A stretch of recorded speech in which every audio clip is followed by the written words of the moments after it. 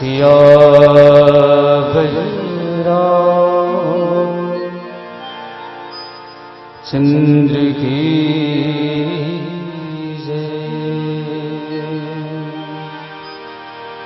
उमापति महादेव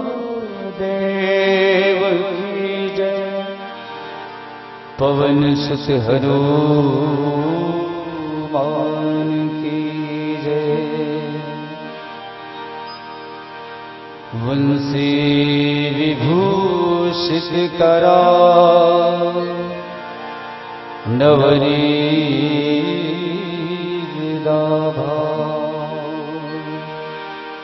पीताम्बराधरन्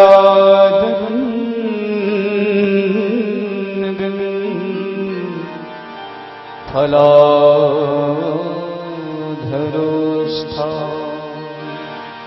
पूर्णेन्दु सुंदर मुखारविन्दनेत्रा कृष्णात् परं किमपि तत्त्वमहं न जाने। मनोजवं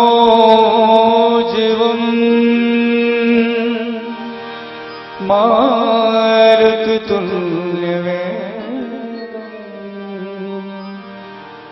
जितेन्द्रियं बुद्धिमतां वरिष्ठं वातात्मजं वानरयूथ्यमोख्यं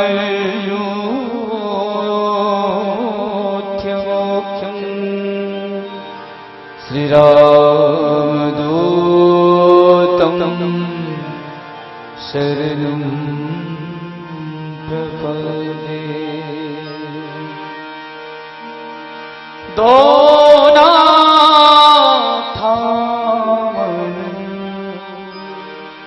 भूल गया तू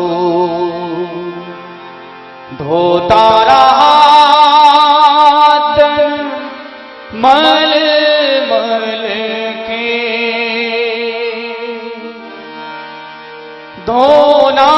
दोनाथामन भूल गया तू धोता रहा तन मल मल के। दोनाथामन भूल गया तू धोता रहा तन मल मल के। घर का ईश्वर भूल गया तू घर का ईश्वर भूल गया तू तीर्थ करता चल चल के। दोनाथामन भूल गया तू धोता रहा तन मल मल के। रात काल बुझ के रघुनाथा मात पिता गुरु नाम ही माता। धर्म न दोषर सत्य समाना आगम निगम पुराण बखाना।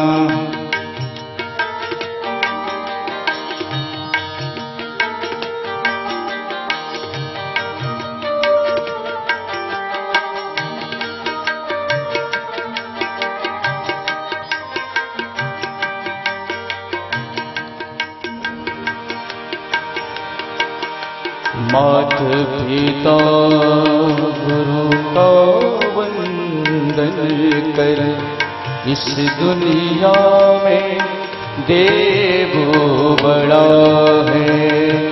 मात पिता गुरु का पूजन कर इस दुनिया में देव बड़ा है। घर का ईश्वर भूल गया तू घर का ईश्वर भूल गया तू तीर्थ कर करता चल चल के, धोना था मन भूल गया तू, धोता रहा तन मल मल के, रात काल उठ के न धुना था, माता पिता गुरु नाम महिमा था, धर्म न दोसर सत्य समाना, आगम निगम पुराण बखाना।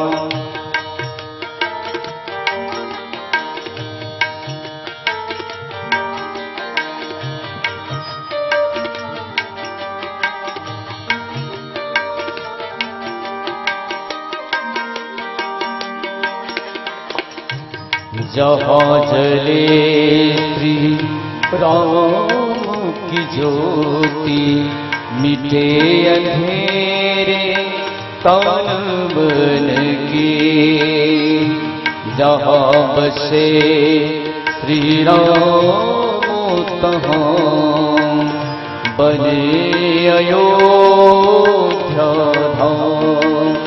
घर का ईश्वर भूल गया तू, घर का ईश्वर भूल गया तू, तीरथ करता चल चल के, धोना था मन भूल गया तू, धोता रहा तन मल मल के, धोता रहा तन मल मल के, धोता रहा तन मल मल के।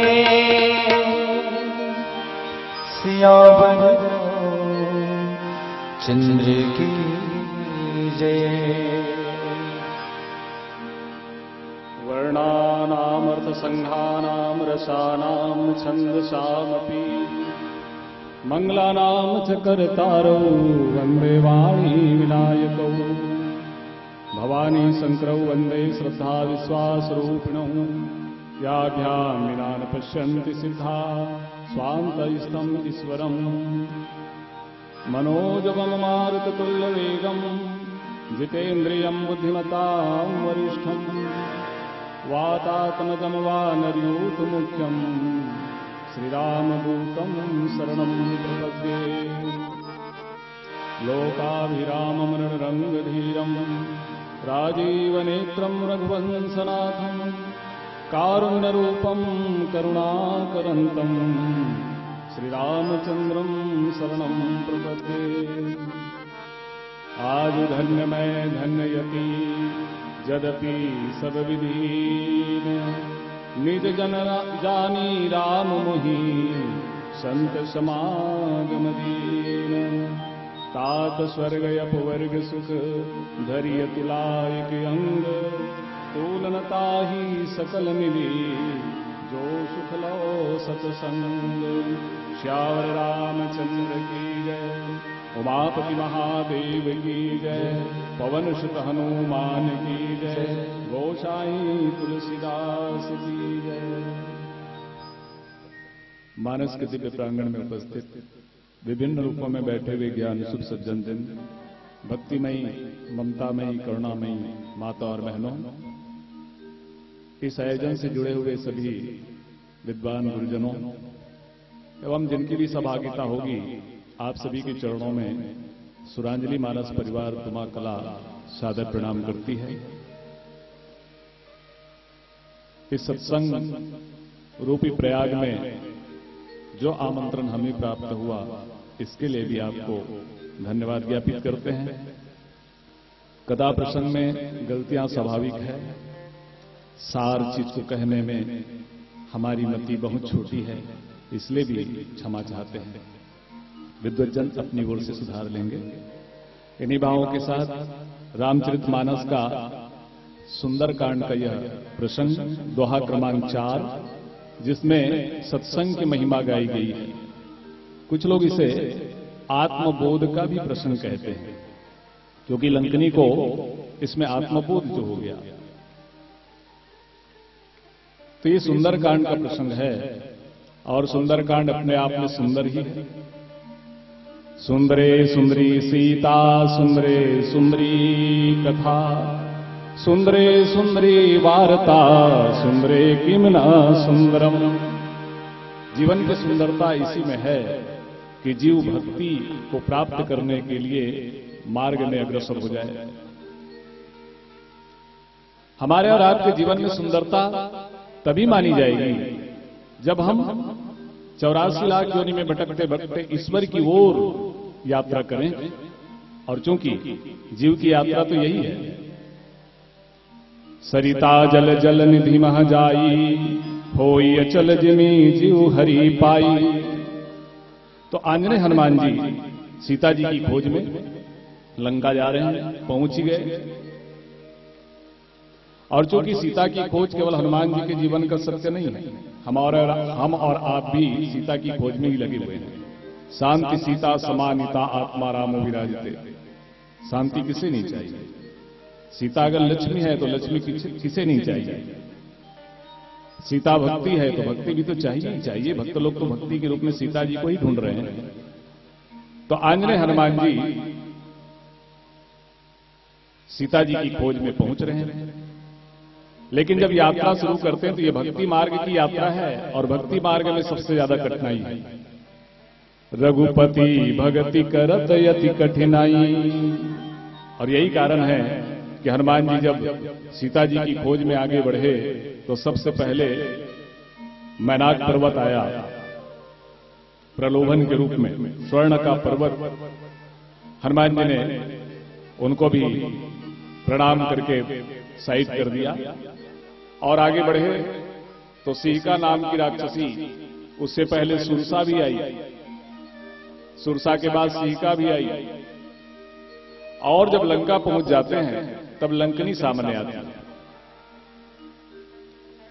तो ये लंकनी रजोगुणी माया है। हालांकि हनुमान जी के मार्ग में 3 नारी पात्र दिखाई दे रहे हैं जो हनुमान जी का मार्ग रोकने की कोशिश करते हैं। तो एक तो सुरसा है, लेकिन वो देव माता है इसलिए वो सतोगुण है। तो सतोगुणी माया ने भी हनुमान जी को रोकने की कोशिश की। तो जब हम भक्ति मार्ग में आगे बढ़ते हैं तो सद्गुण भी हमारे मार्ग में बाधक हो जाते हैं। माता पिता और परिवार के लोग भी हमारा मार्ग रोकने की कोशिश करते हैं। आगे बढ़े तो एक स्त्री पात्र जिसको हम सिहिका राक्षसी कहेंगे वो आई। अब ये तमोगुणी माया है, हनुमान जी ने इसको मार दिया।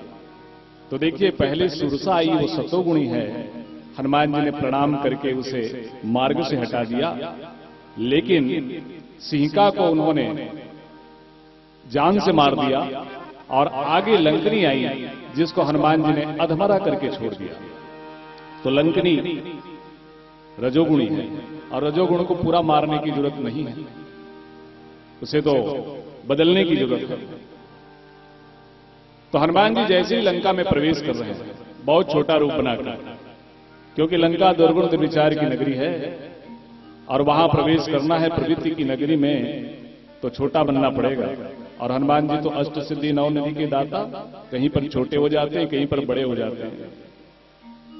मसक समान रूप कपी धरी, लंक ही चले सुमरी नर हरि। हनुमान जी बहुत छोटा रूप बनाए, लेकिन सजग पहरी है ये लंकनी। लंका की दृष्टि में तो राष्ट्रभक्त है ये और स्वामी भक्त भी है, इसलिए इन्होंने इतनी सजगता से पहरा देना स्वीकार की है कि छोटे से हनुमान जी को भी जान लिया।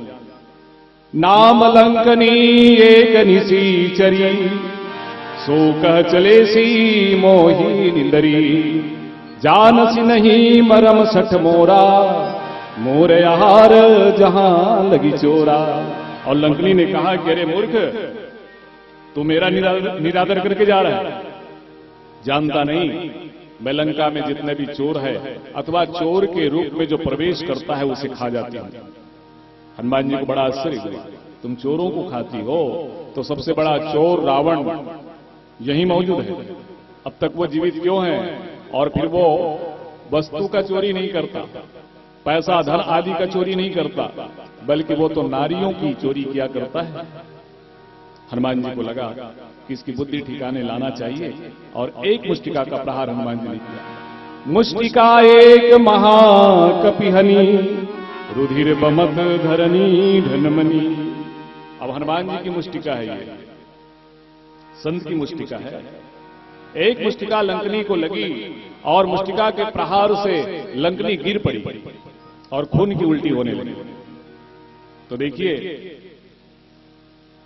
हमारे और आपके अंदर राग रूपी रक्त बह रहा है, अथवा तो मन संसार के प्रति राग में बंधा हुआ है, और जब तक राग रहेगा तब तक भगवत चरणों में अनुराग प्राप्त नहीं हो सकता। तो राग को बदलने की जरूरत है। राग अगर निकल जाए तब विराग आएगा, और विराग ही भगवत चरणों में अनुराग आएगा। तो लंकनी के साथ यही हुआ। पुनि संभारी उठी सोलंका, जोरी पाणी कर विनय सशंका। जब रावण ही ब्रह्मवर दिन्हा, चलत विरंच कहा मोहि चिन्हा। और वो सत्संग की बातें करने लगी। उन्होंने कहा, तात मोर यति पुण्य बहुता, देख्यो नयन राम कर दूता।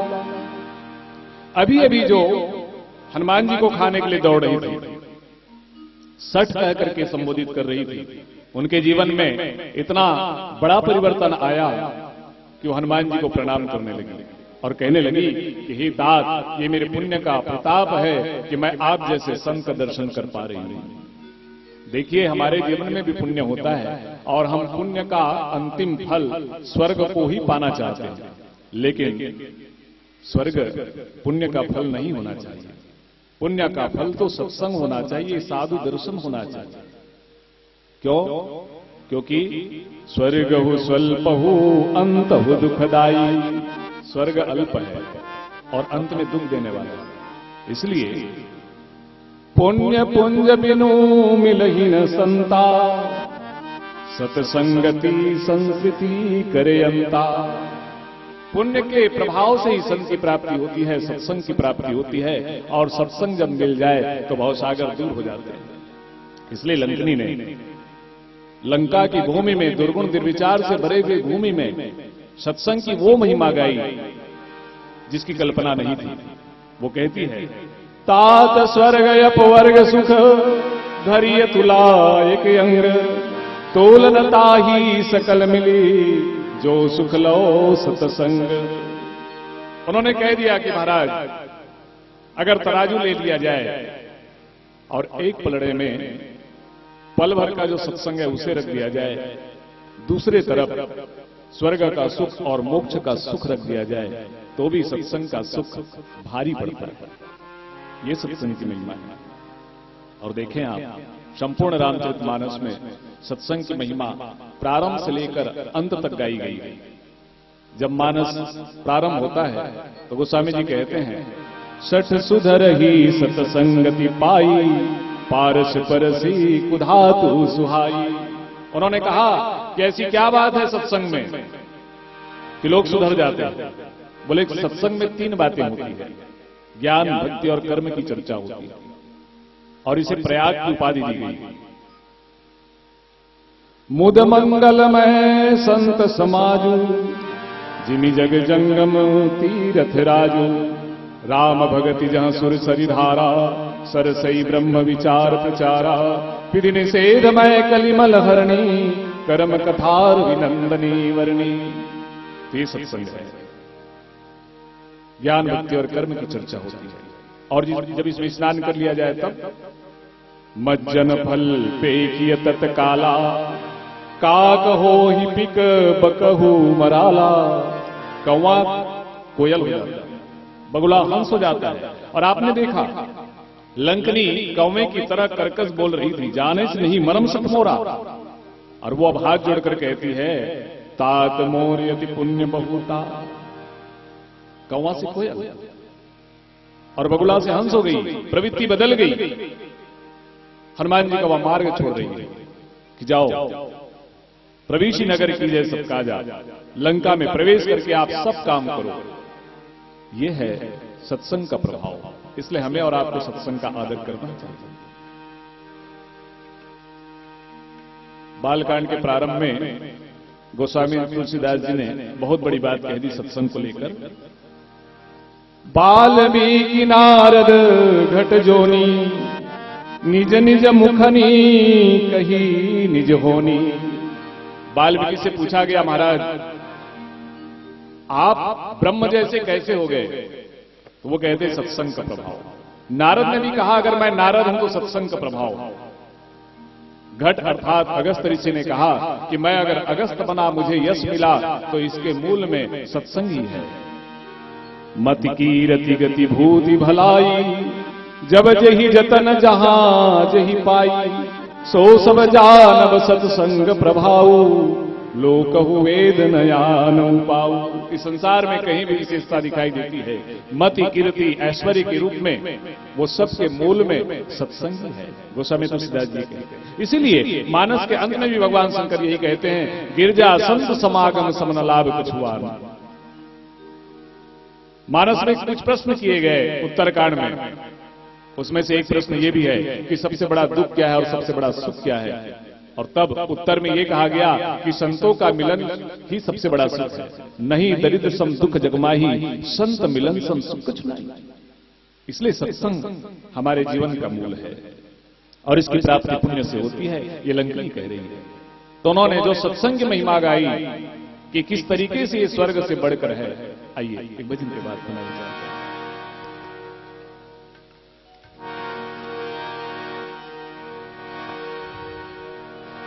सियावर चंद्र के जय, वर्णनामयर्थ सिंहानां रसानाम छंदसावते। मंगलानां च कर्तारो वंदे भवानी विनायको। तुलसीदास जी के पद कमल बारंबार मनाओ। गुण गावे सिया राम के, हनुमत हो सहाय। श्री राम जय राम मेरे राम जय राम। श्री राम जय राम मेरे राम जय राम। श्री राम जय राम मेरे राम जय राम। एक बार जो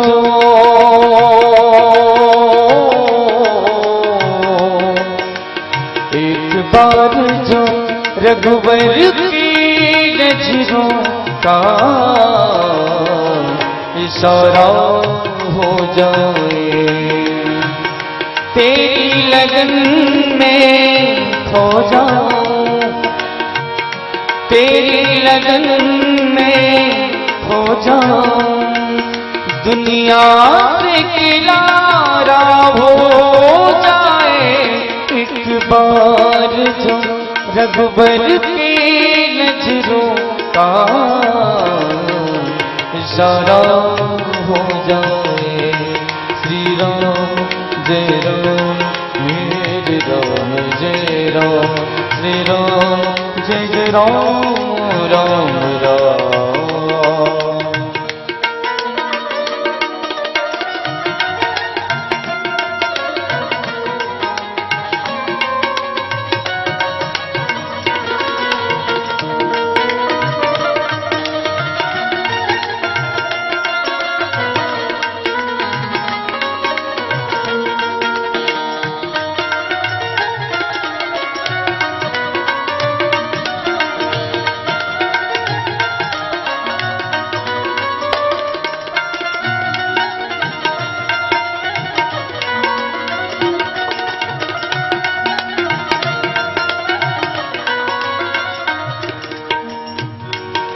श्री राम तुम्हारे चरणों में आशीष सभी को मिलती है। श्री राम जय राम मेरे राम जय राम, श्री राम जय राम मेरे राम जय राम। श्री राम तुम्हारे चरणों में आशीष सभी को मिलती है। यह धूल तुम्हारी मिल जाए, जीवन का सहारा हो जाए। तेरी लगन में खो जाऊं, तेरी लगन में खो जाऊं, दुनिया से किनारा हो जाए। एक बार जो रघुबर की नजरों का इशारा हो जाए। श्री राम जय राम मेरे राम जय राम, श्री राम जय जय राम राम राम।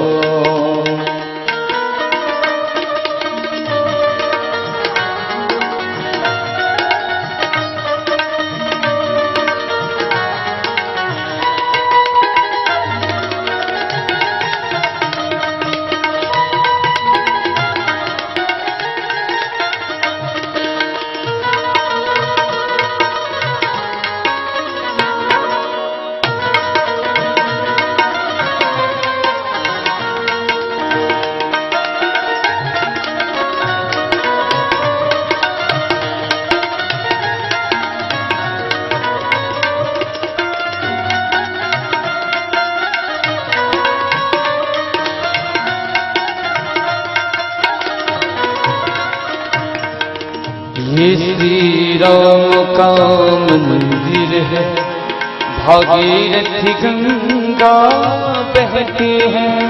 श्री राम जय राम मेरे राम जय राम, श्री राम जय राम मेरे राम जय राम। ये श्री राम का मंदिर है, भागीरथी गंगा बहती है। सब लोग यहाँ पर करते हैं भव पार सभी का हो जाए। तेरी लगन में खो जाऊं, तेरी लगन में खो जाऊं, दुनिया से किनारा हो जाए।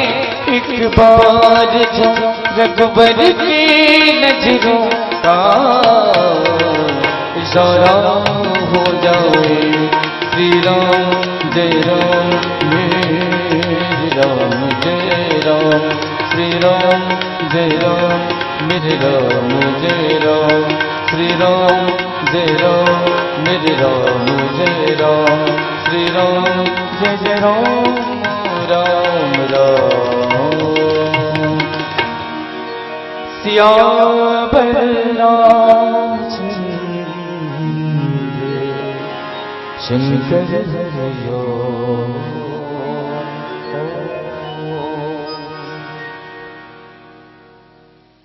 तो लंकिनी कहती हनुमान जी, मेरे पुण्य का प्रभाव है कि मैं आप जैसे संत का दर्शन कर पा रही हूं।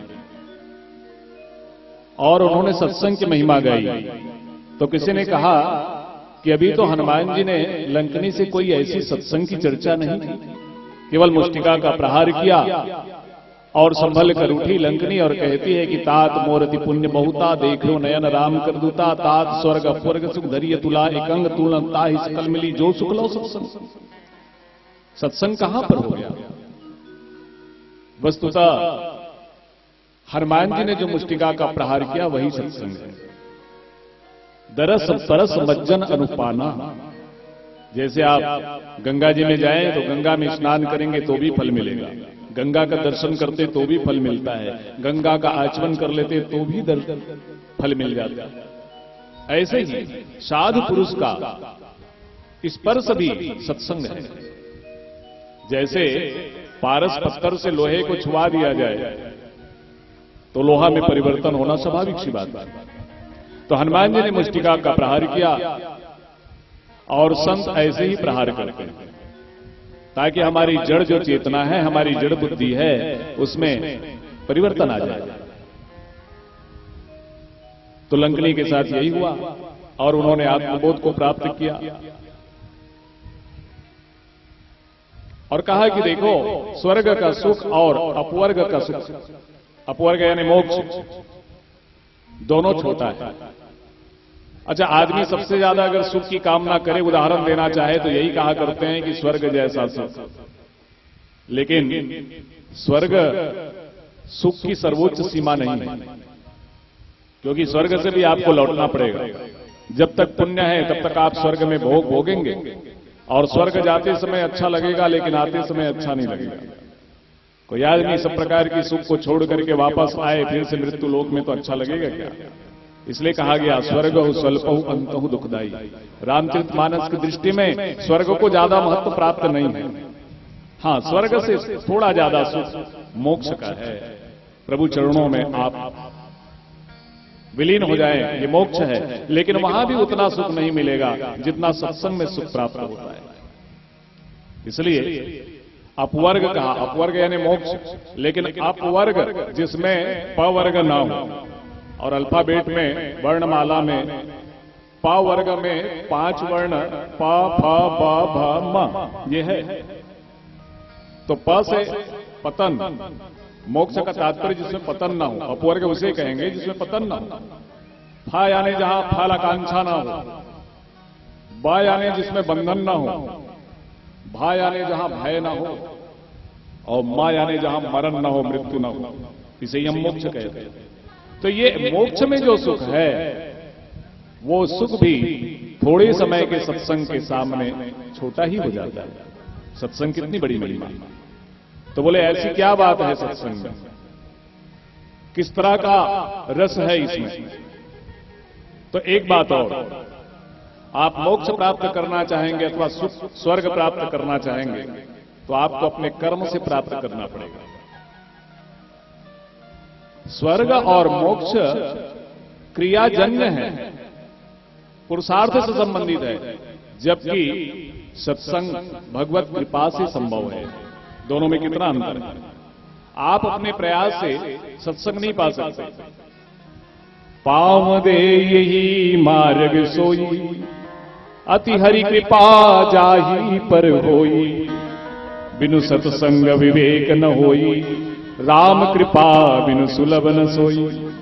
तो राम की कृपा के बगैर, भगवत कृपा के बगैर सत्संग की प्राप्ति नहीं होती, संत का दर्शन नहीं होता। जब भरत जी चित्रकूट जा रहे हैं तो चित्रकूट जाते जाते तीर्थराज प्रयाग में पहुंचे, बड़े दुखी हैं राम को लेकर। तब भरद्वाज मुनि कहते हैं, भरत तुम तो साधु हो, तुम व्यर्थ ग्लानि मत करो। हम झूठ नहीं बोलते, हम तपस्वी हैं, हम सच बोलते हैं। हमने जीवन में जितनी साधना की वो सभी साधना का फल राम का दर्शन मिला, और राम के दर्शन का फल है कि तुम्हारा दर्शन प्राप्त हो रहा है। तही फल कर फल दरस तुम्हारा, सहित प्रयाग सुभाग हमारा। मतलब राम के दर्शन के बाद भी संत का दर्शन बचा रहता है। तो संत का दर्शन पुरुषार्थ से प्राप्त नहीं होता, सत्संग की प्राप्ति पुरुषार्थ से नहीं होती बल्कि भगवत कृपा से होती है। इसलिए सत्संग की तुलना स्वर्ग से नहीं की जा सकती। दूसरी बात, स्वर्ग में अगर आप जाते हैं तो वहां सौतिया डाह होता है, क्योंकि पुण्य के अनुसार ही फल प्राप्त होता है। नरो व कुंजरो कह देने के कारण धर्मराज युधिष्ठिर को एक बार नरक जाने का अवसर प्राप्त हुआ। इसी से समझ में आता है कि स्वर्ग में जो सुख प्राप्त होता है वह हमारे कर्म के ऊपर निर्भर करता है। मान लो हम गए पुण्य से स्वर्ग, हमसे पहले कोई मित्र गया हुआ है और उसको 2-3 मेनका प्राप्त है और आपको एक ही मेनका प्राप्त हो आपके सुख के, आपके पुण्य के अनुसार, तो बताओ आपको वहां सौतिया डाह होगा कि नहीं होगा? तो स्वर्ग में एक प्रकार से जलन रहता है कि मुझे इतना सुख और मेरे पड़ोसी को इतना सुख, लेकिन सत्संग में इस प्रकार का डाह ईर्ष्या नहीं होता। स्वर्ग जाते समय अच्छा लगता है लेकिन आते समय अच्छा नहीं लगता, लेकिन सत्संग आते समय भी अच्छा लगता है और जाते समय भी अच्छा लगता है। स्वर्ग में सुचिता नहीं है, भोग है, लेकिन सत्संग में सुचिता है। यहां ज्ञान भक्ति और कर्म की त्रिवेणी है। इसलिए स्वर्गवासी भी तरसते रहते हैं धरतीवासी होने के लिए, सत्संग को पाने के लिए। और यही कारण है कि उत्तरकांड में भगवान राम से सत्संग करने के लिए बार बार नारद जी आते हैं, सनकादि ऋषि आते हैं। सत्संग की महिमा है। स्वयं भगवान शिव सत्संग क्या करते हैं? सत्संग से मन प्रसन्न होता है, टूटता हुआ मन संभलने लगता है। तो लंकनी कहने लगी, तात स्वर्ग अपवर्ग सुख धरी अतुलायक अंग, तोलनता ही सकल मिली जो सुख लो सत्संग। पल भर का सत्संग, कोई बहुत बड़ा सत्संग भी नहीं, वो भी स्वर्ग के सुख के सामने बड़ा ही ठहरता है। अच्छा, सत्संग का प्रभाव और कुसंग का प्रभाव दोनों ही आप देखें, इसलिए कुसंग से आप बचते रहिए, दोनों पावरफुल है। एक कुसंग होता है, एक सुसंग होता है और एक सत्संग होता है। कुसंग से आदमी बिगड़ जाता है, सुसंग से सुधर जाता है और सत्संग से तो प्रभु की प्राप्ति ही होने लगती है। और सत्संग साधन नहीं है बल्कि सत्संग फल है, ये भी हम याद रखें। साधन होता तो हम करते, लेकिन वो फल है सारे साधनों का, इसलिए भगवान देते। भगवत कृपा से हमें सत्संग की प्राप्ति होती है। इसी हनुमान जी को लंकनी ने देखा और हनुमान जी के दर्शन का फल उन्होंने कहा कि तात मोर अति पुण्य बहुता, पुण्य के फल से आप रहे हो। और इसी हनुमान जी को आगे विभीषण जी ने देखा और विभीषण ने कहा कि जौ रघुवीर अनुग्रह किन्हा तो तुम मोहि दरस अति दिन्हा। अर्थात विभीषण ने कहा कि मेरे पास पुण्य नहीं, शायद लगता है तुम्हारा दर्शन के पीछे राम की कृपा ही है। तो पुण्य से प्राप्त हो अथवा भगवत कृपा से प्राप्त हो, लेकिन सत्संग अत्यंत दुर्लभ है। सत्संग के प्रभाव को और कुसंग के प्रभाव को गोस्वामी तुलसीदास जी रामचरितमानस में वर्णन करते हैं। आइए पुनः एक भजन के बाद विचार करेंगे। सियावर रामचंद्र शंकर हरिओ कत को दावा करे भले संसार गा, कत को दावा करे भले संसार गा। कौआ थे दुख सुख मां परिवार, बाप हा संतान भर लुट जाते, मां भलो जिंदगी भर माया लूटाते। भाई लाते कत को दुश्मन समझे,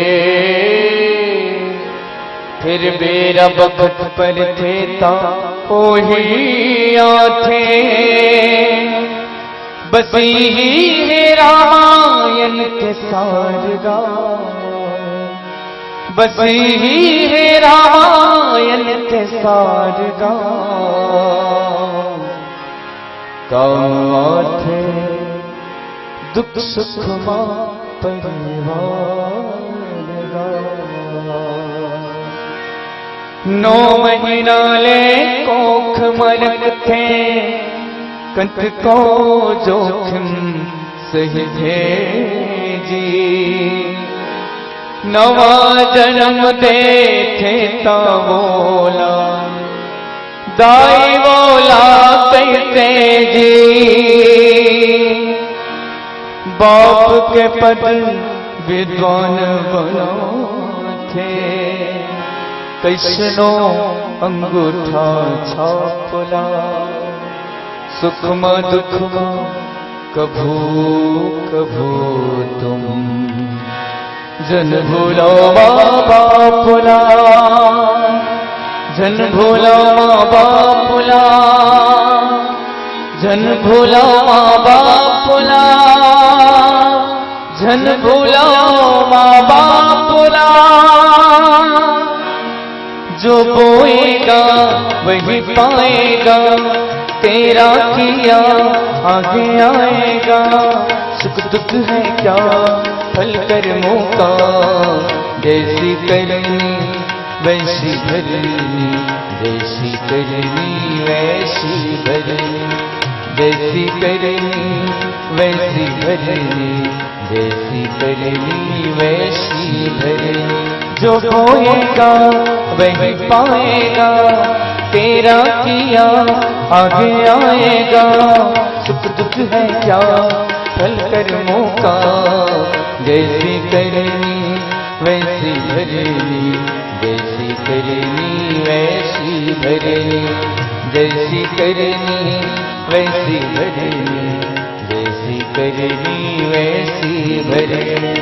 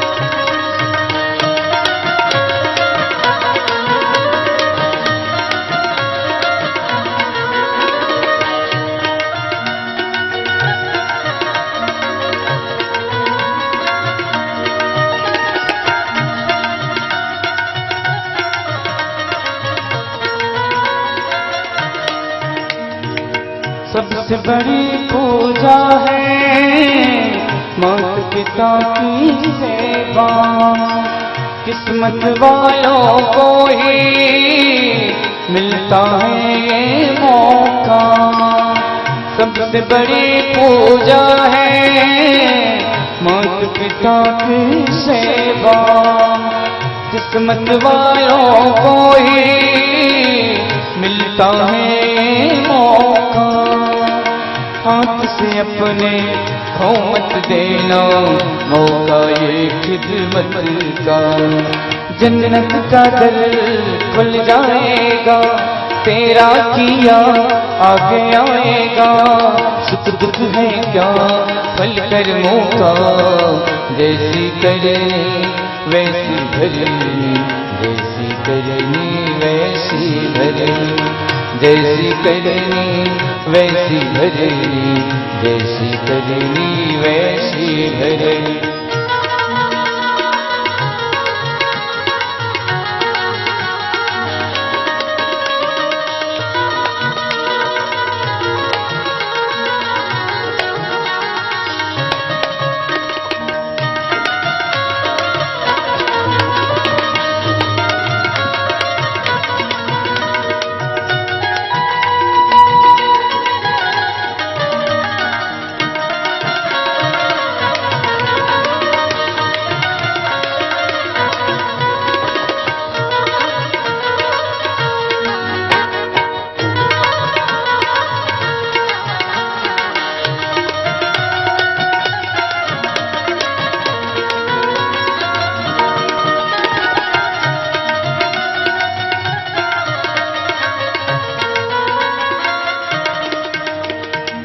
चाहे न पूजे मूरत, चाहे न तीरथ जाए, मात पिता के तन में सारे देव समाए।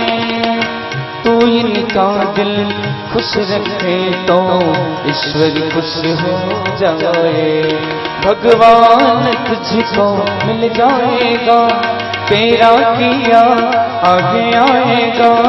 सुख दुख है क्या फल कर्मों का, जैसी करनी वैसी भरनी, जैसी करनी वैसी भरनी, जैसी करनी वैसी भरनी, जैसी करनी वैसी भरनी।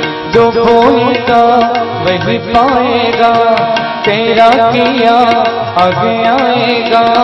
सुख दुख है क्या फल कर्मों का, जैसी करनी वैसी भरनी, जैसी करनी वैसी भरनी। जैसी करनी वैसी भरनी, जैसी करनी वैसी भरनी। जैसी करनी वैसी भरनी, जैसी करनी वैसी भरनी। सियावर रामचंद्र संकट हारो।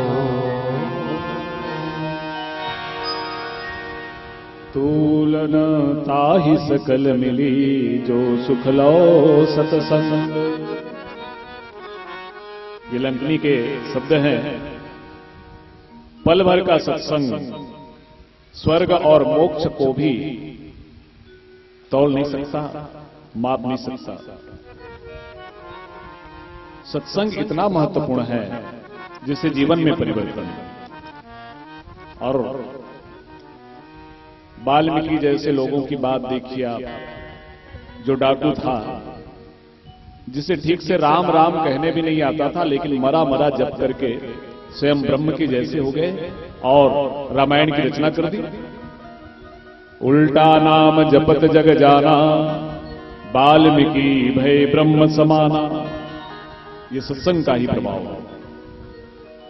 गोस्वामी तुलसीदास जी ने सत्संग की महिमा को और कुसंग की भी महिमा को, दोनों के प्रभाव को दिखाने के लिए दो स्थान चुने और बड़े महत्वपूर्ण हैं। उन्होंने कुसंग की महिमा को बताने के लिए अयोध्या की धर्मभूमि को चुना, जहां पर भरत जैसे महान संत को जन्म देने वाली मां कैकेयी कुसंग रूपी मंत्रा का साथ पाई और उन्होंने राम के लिए वनवास मांग लिया। सुनहु प्राण प्रिभावत जी का, देहु एक वर भरत हिती का। दूसर वर मांगहु कर जोरी, पूर्वहु नाथ मनोरथ मोरी। किसी ने कहा कि कैकेयी ने इतना बड़ा प्रण कैसे कर लिया। होत प्रात मुनिवेश धरी, जौन राम मन जाही। मोर मरण राउर अयस समझी निप मन माई। तो बोले मंत्रारूपी कुबुद्धि ने, कुसंग ने उसे समझा दिया। तो कुसंग इतना पावरफुल है कि आप धर्म की भूमि पर रहते हैं, अयोध्या जैसे नगरी पर रहते हैं, तो भी आप प्रभावित हो जाएंगे। इसलिए आप कुसंग से बचिए और संत कुसंग से हमेशा बचते। पाँव देई न यही मार्ग सोई। तो आशा ये है कि जैसे कुसंग बहुत प्रभाव डालता है, वैसे सुसंग और सत्संग भी प्रभाव डालता है। और इसके लिए उन्होंने लंका की नगरी को चुना। लंका दुर्गुण दुर्विचार से भरी हुई नगरी है, और ऐसे नगरी में लंकनी को हनुमान जी का साथ मिला और वो सत्संग की इतनी सुंदर महिमा गाने लगी। यह है सत्संग का प्रभाव। तो क्या बात है कि हमारे और आपके जीवन में सत्संग का प्रभाव नहीं पड़ता? तो बोले जब हमको सुनने की जरूरत पड़ती है, सत्संग में ज्ञान भक्ति की चर्चा होती है, तो हम सुनहु तात मति मन चित लाई, इस भावना से हम नहीं सुन सकते। मन बुद्धि चित्त को लगा करके हम श्रवण करेंगे तभी होगा ना। और सत्संग का आशा ही होता है जहां सत्य का साथ हो जाए, जहां सत्य का संग हो जाए। सत्संग का तात्पर्य होता है जहां आत्मोत्थान की बातें बताई जाए। तो सत्य क्या है इस संसार में? परमात्मा ही सत्य है, हरि का भजन ही सत्य है। उमा कहो मैं अनुभव अपना, सत हरि भजन जगत सब सपना। तो ऐसे सत्य का साथ हो रहा हो, सत्संग हो रहा हो, और हम मन बुद्धि चित्त को लगा के ना सुने, तो कैसे प्रभाव पड़ेगा? हनुमान जी ने लंकनी के ऊपर प्रहार किया और परिवर्तन आ गया। हमारे ऊपर भी संत लोग प्रहार करते रहते हैं कथा के माध्यम से, पर हम लोग हेलमेट पहन करके बैठे रहते हैं, इसलिए हमारी बुद्धि में प्रवेश नहीं हो पाता। तो सत्संग कैसे करें, ये विचारना है। ऐसे ही साधु पुरुष का दर्शन हो जाए तो गोस्वामी जी लिखते हैं, संत दरस जिमी पातक टरई। संतों के दर्शन से पाप नष्ट हो जाता है, बोध को आदमी प्राप्त कर लेता है। आप देखेंगे जब जैन सीता जी के चरण में चोंच मार करके भागा, गोस्वामी जी ने उनका नाम नहीं लिखा। पूछे क्यों नाम नहीं लिखते महाराज? जिन्होंने सीता जी के चरणों में चोंच मारा हो, मैं उनका नाम कदापि नहीं लिखूंगा, ये बड़ा पापी है। सुरपत सुत धरी वायस देखा, सठ चाहत रघुपति बल देखा। सुरपति सुत लिख दिए, लेकिन जयंत नहीं लिखे। लेकिन आगे जब भगवान ने ब्रह्मास्त्र छोड़ा तिनके को बनाकर, जैन भागते भागते पिता के लोग शिवलोक ब्रह्मलोक पहुंचा, रक्षा नहीं हुई, तब आगे उन्होंने जयंत लिखा। नारद देखी विकल जयंता। तो किसी ने कहा बाबा जी से, महाराज अब आप जयंत लिख रहे हो, नाम क्यों लिख रहे हो? तो गोस्वामी जी ने कहा कि अब इसको संत ने देख लिया है और संत की दृष्टि पड़ गई, इसलिए इसका पाप नष्ट हो गया, इसलिए मैं इसका नाम लिख रहा हूं। नारद देखी विकल जयंता, लाग दया कोमल चित संता। संतों की ये महिमा है, सत्संग की ये महिमा है। और तब नारद ने कहा कि तुम जो प्रायश्चित शिवलोक में करना चाहते हो, ब्रह्मलोक में करना चाहते हो, अच्छा होगा कि तुम जहां से लौटे हो, जहां से भागे हो वहीं लौट जाओ। तो नारद के कहने पर जैन प्रभु के चरणों में आया और फिर वह एक नयन कर तजा भवानी की दृष्टि को प्राप्त कर सका। तो आशा यह है, सत्संग कैसे करें, साधु पुरुषों का साथ कैसे करें, साधु दर्शन को हम कैसे चलें, ये विचारनी है, ये हमारे ऊपर है। महापुरुष लोग कहते हैं कि जीव जब सत्संग की ओर आगे बढ़ता है, तब ज्यों जो वो कदम रखता है, एक एक कदम करोड़ों करोड़ों यज्ञ के समान होता है। ये सत्संग है। इसीलिए लंकनी कहते हैं, तोलनता ही सकल मिली, जो सुख लो सत्संग। तराजू के एक पलड़े में स्वर्ग का सुख और मोक्ष को रखा है और दूसरे तरफ क्षण भर का सत्संग रखा है और मोक्ष का पलड़ा हल्का हो गया। उदाहरण क्या है? तो महापुरुष लोग एक दृष्टांत देते हैं। एक बार वशिष्ठ जी विश्वामित्र जी के यहां गए, उनके आश्रम में बैठे, थोड़ी देर चर्चा हुई, सत्संग की बातें हुई। अब वशिष्ठ जी घर लौटने लगे, अपने आश्रम को लौटने लगे। तो विश्वामित्र जी ने कहा कि महर्षि आप जा रहे हो, आपको क्या दूं? हाँ, लेकिन मैंने अपने जीवन में जितनी तपस्या की है, जीवन भर की आधी तपस्या आपको मैं दे रहा हूं। वशिष्ठ जी मुस्कुराए, स्वीकार कर लिया और चले आए। कुछ दिन बाद विश्वामित्र जी वशिष्ठ जी के आश्रम में आए, फिर दोनों बैठे, कुछ देर सत्संग हुई और सत्संग होने के बाद अब विश्वामित्र जी जाने लगे।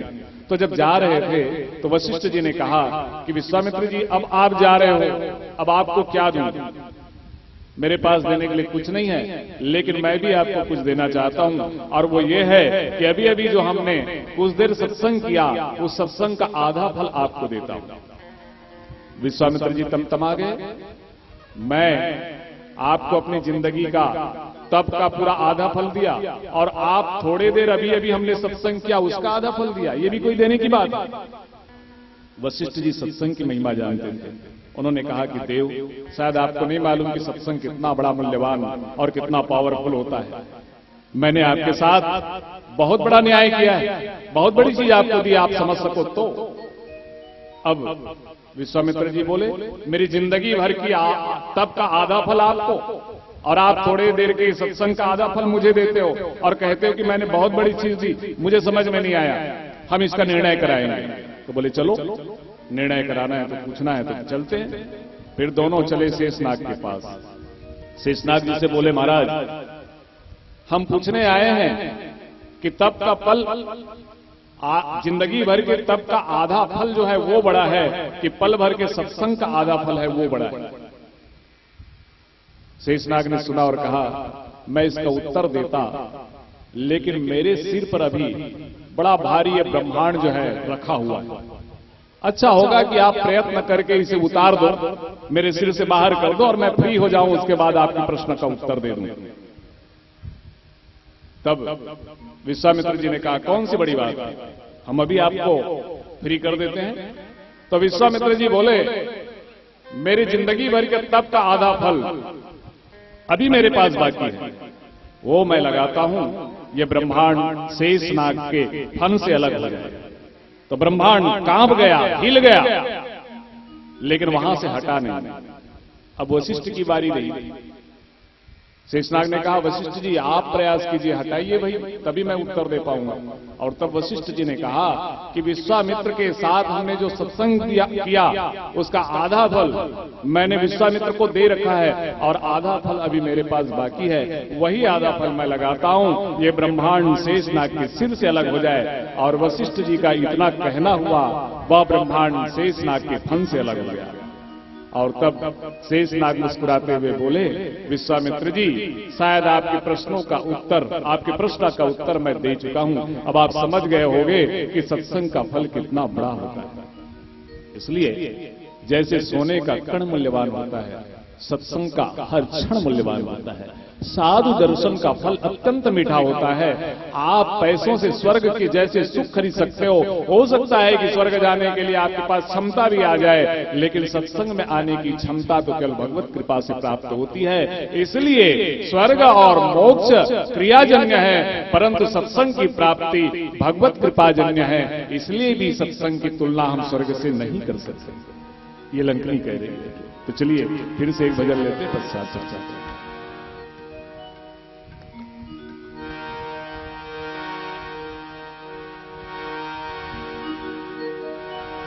श्याम राजा रामचंद्र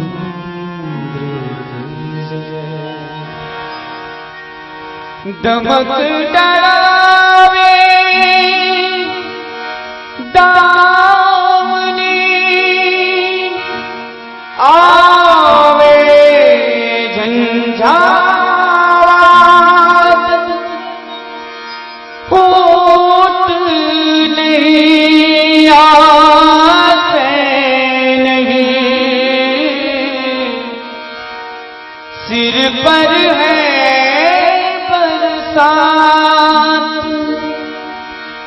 नहीं मिथिला नहीं अवधपुर नहीं अपनों का संग, जीवन तेरे चित्र के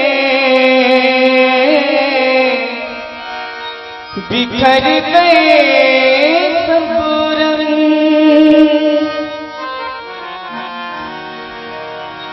हर कोई है यहाँ बस निठुर नियत के हाथों का खिलौना,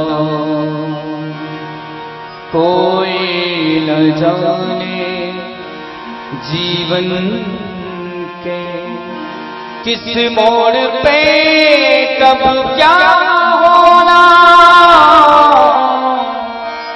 हर कोई है यहाँ बस निठुर नियत के हाथों का खिलौना, मन यादों का झूला झूले, बीता कल एक पल ना भूले, वैदेही की दिल दशा को, वैदेही की दिल दशा को देख के आए रोना, हर कोई है यहाँ बस निठुर नियत के हाथों का खिलौना, विधना तेरे लेख किसी के समझ नया ते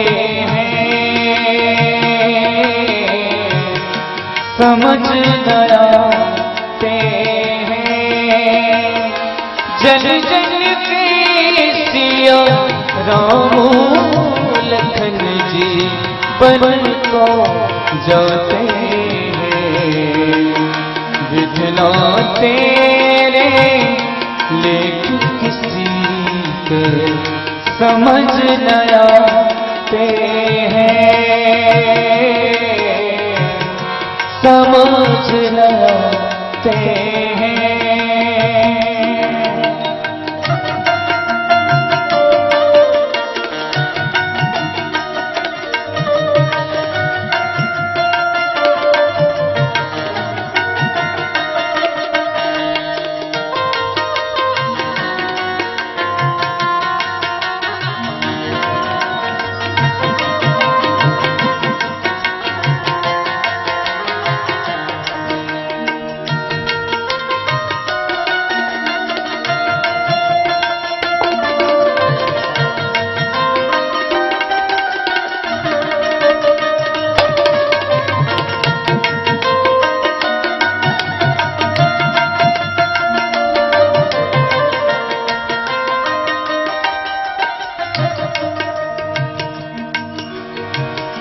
राज महल में पाया जीवन, महलों में हुआ लालन पालन।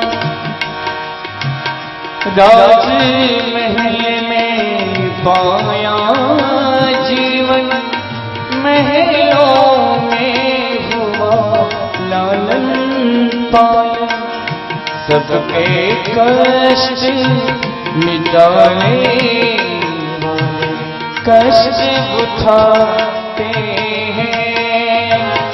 जन जन के सिया राम लखन जी बन को जाते हैं। विधना तेरे लेकिन किसी के समझ न आते हैं। समझ न आते हैं।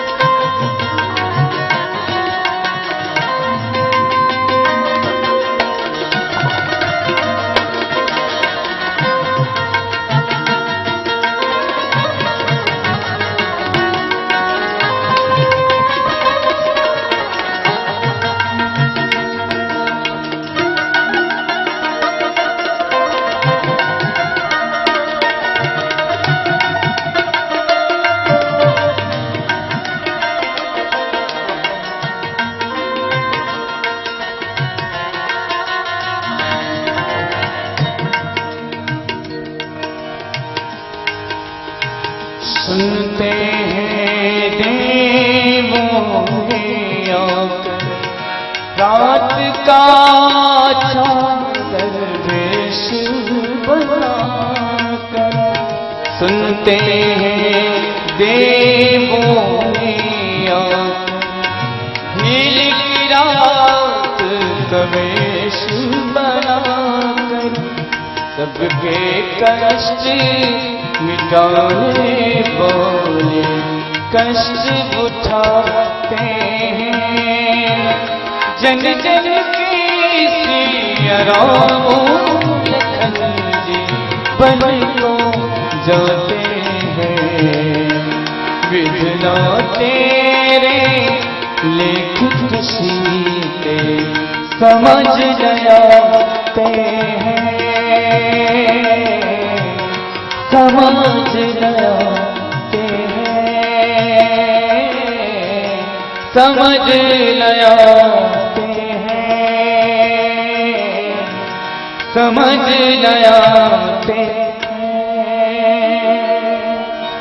सियावर रामचंद्र शंकर हरिओ। तो प्रस्तुत प्रसंग में हम देख रहे थे कि सत्संग के माध्यम से आत्मबोध को प्राप्त होना। सत्संग से हम बोध को प्राप्त होते हैं।